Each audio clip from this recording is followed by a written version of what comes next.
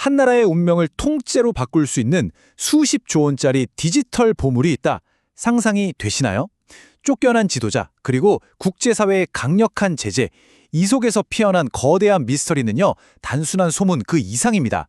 지금부터 베네수엘라의 사라진 비트코인, 그 거대한 유령 자산의 흔적을 한번 추적해 보겠습니다.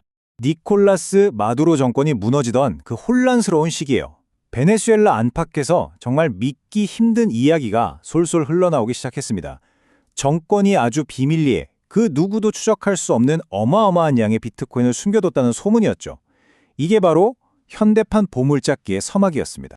그 규모요? 이건 그야말로 천문학적입니다. 최대 66만 비트코인, 이걸 지금 가치로 환산하면 무려 87조 원이 넘는 돈입니다. 베네수엘라 1년 GDP의 몇 배에 달하는, 말 그대로 나라의 운명을 쥐고흔들 수 있는 그런 액수죠. 자, 바로 이 지점이 이 이야기의 핵심입니다. 만약에 이 엄청난 비트코인이 정말로 존재한다면 어떻게 될까요? 과연 누가 그 디지털 지갑의 열쇠를 쥐고 있을까요? 이건 베네수엘라뿐만 아니라 전 세계 금융시장, 더 나아가 지정학에 어떤 거대한 파장을 몰고 올까요? 아니 그러면 도대체 한 국가가 어떻게 이렇게까지 은밀하게 이렇게 거대한 부를 쌓을 수 있었을까요? 소문 속에서 거론되는 세 가지 비밀스러운 자금 축적 경로, 한번 따라가 보시죠. 첫 번째 방법은 바로 금입니다. 막대한 양의 금을 몰래 나라 밖으로 빼돌려서 비트코인으로 바꿨다는 설이죠. 두 번째는 석유입니다. 미국의 제재를 피하려고 원유 수출 대금을 달러 가치에 연동된 암호화폐, 그러니까 스테이블 코인으로 받은 다음에 이걸 다시 비트코인으로 바꿨다는 거예요. 그리고 마지막 세 번째는 국가가 아예 직접 나선 겁니다. 민간 채굴업자들이 가진 장비를 강제로 빼앗아서 국가 주도로 직접 비트코인을 캐냈다는 주장입니다.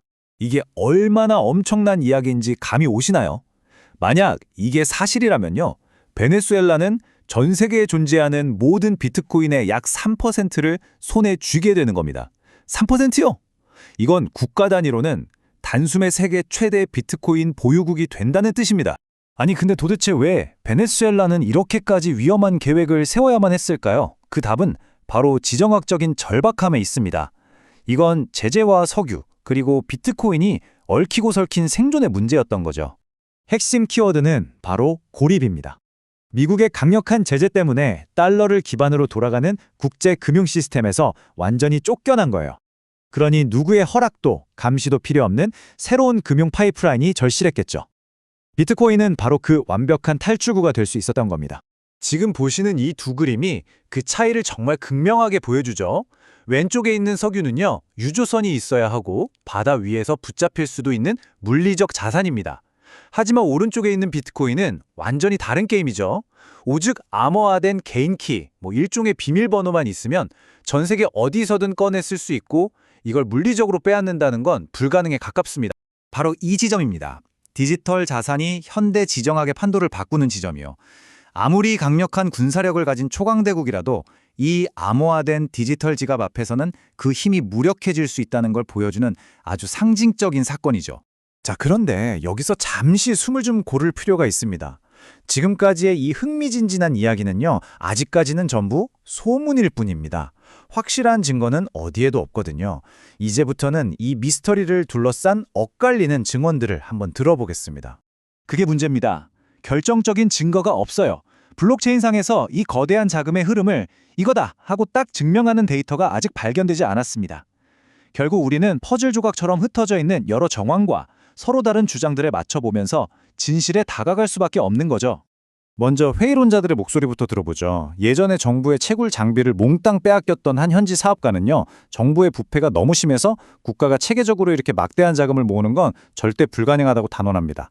다 어디론가 새어나갔을 것이라는 거죠. 반면에 이 소문이 사실이라고 믿는 쪽의 시각은 완전히 다릅니다. 이 사람들은 이 비트코인이 진짜로 존재하고 마두로 정권이 무너진 후에 미국이 이걸 손에 넣을 거라고 본 거죠. 이게 왜 매력적인 시나리오냐면요, 세금 한 푼 안 들이고 국가의 전략적 자산으로 비트코인을 확보하려던 당시 미국 행정부의 구상과 아주 정확히 맞아떨어졌거든요. 자, 그런데 이 이야기의 진실이 뭐든 간에요, 그것과는 상관없이 시장은 이미 움직였습니다. 때로는 소문이 현실보다 더 강력한 힘을 발휘하기도 하잖아요. 마두로 정권이 무너졌다는 소식이 딱 전해지자마자 비트코인 가격이 어떻게 됐을까요? 불과 이틀 만에 7% 넘게 폭등했습니다. 이건 그냥 단순한 가격 변동이 아니에요. 전 세계 투자자들이 이 베네수엘라의 유령 비트코인 소문을 정말 심각한 변수로 받아들였다는 명백한 증거죠. 시장의 논리는 아주 간단했습니다. 이 어마어마한 양의 비트코인을 미국이 가져가서 전략자산으로 꽁꽁 묶어두든 아니면 마두로의 잔당이 어딘가에 숨겨두든 어쨌든 당장 시장에 풀릴 가능성은 없다고 본 겁니다.